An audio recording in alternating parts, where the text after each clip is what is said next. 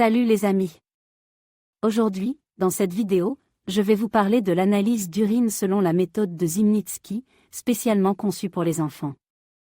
Nous aborderons ensemble la collecte du matériel, les normes à respecter et comment interpréter les résultats. Restez avec moi pour découvrir tout ce que vous devez savoir sur ce sujet fascinant.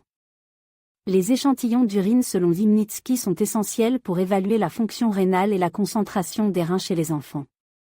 Cette analyse permet de détecter d'éventuels troubles rénaux et de surveiller l'équilibre hydrique et électrolytique de l'organisme. Pour collecter l'urine chez un nourrisson, utilisez des sacs collecteurs spéciaux qui adhèrent à la peau autour de la zone génitale.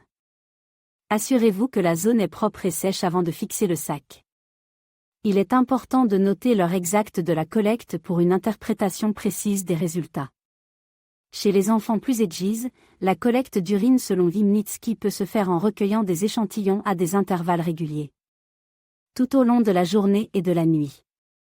Chaque échantillon doit être conservé dans un contenant propre et étiqueté avec l'heure de la collecte. Les normes pour l'analyse d'urine selon Zimnitsky varient en fonction de l'âge de l'enfant. Les valeurs normales de densité urinaire et de volume urinaire peuvent être différentes pour les nourrissons, les jeunes enfants et les adolescents. Il est essentiel de comparer les résultats aux plages de référence spécifiques à chaque groupe d'âge.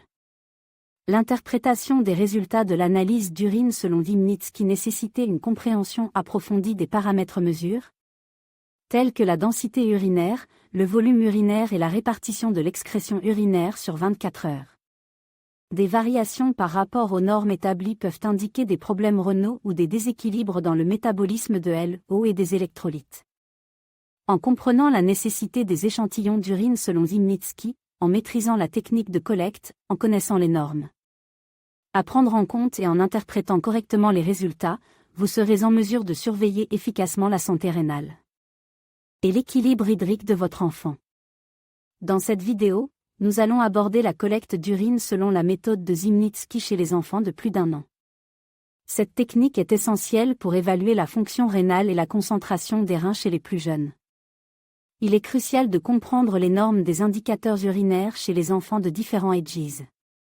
Par exemple, le volume urinaire varie en fonction de l'âge de l'enfant.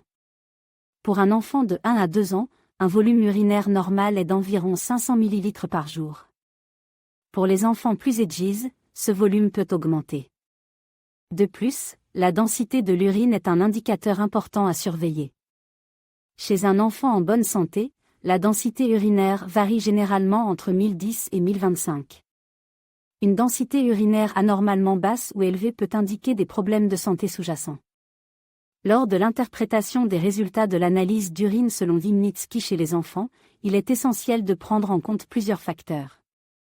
Par exemple, une augmentation de la densité urinaire peut indiquer une déshydratation, tandis qu'une diminution peut signaler une surhydratation. De même, la répartition du volume urinaire tout au long de la journée est cruciale. Une concentration anormale d'urine pendant la nuit peut être un signe de dysfonctionnement rénal. Il est donc important de suivre attentivement ces variations pour détecter tout problème potentiel. En conclusion, la collecte d'urine selon Zimnitsky chez les enfants est une méthode précieuse pour évaluer la fonction rénale. En comprenant les normes des indicateurs urinaires et en interprétant correctement les résultats, les professionnels de santé peuvent détecter précocement d'éventuels problèmes et fournir un traitement approprié.